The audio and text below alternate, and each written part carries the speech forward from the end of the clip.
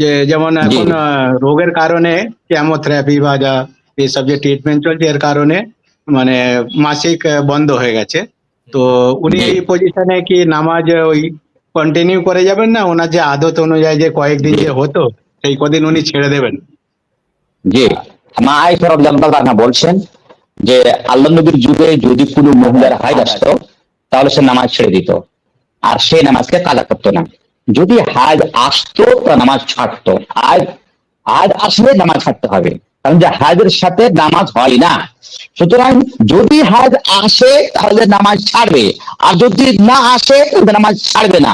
সে যে কোনো কারণে হোক, সে যে কোনো কারণে হোক, যদি হাজ আসে তাহলে নামাজ ছাড়বে, আর যদি না আসে তাহলে নামাজ ছাড়বে না। যেহেতু আপনি বললেন যে তার হাজ বন্ধ হয়ে গেছে, সে নামাজ কন্টিনিউ পড়ে যাবে, কন্টিনিউ নামাজ পড়ে যাবে। আল্লাহ রাব্বুল আলামিন তাকে সুস্থ দান করেন এবং যা তাকে সুস্থভাবে ইবাদত করার তৌফিক দান করেন, এবং তাকে যেন দীর্ঘায়ু করেন এবং তার ছেলে মেয়েদের সাথে তাকে যেন আল্লাহ জড়িয়ে রাখেন। জি।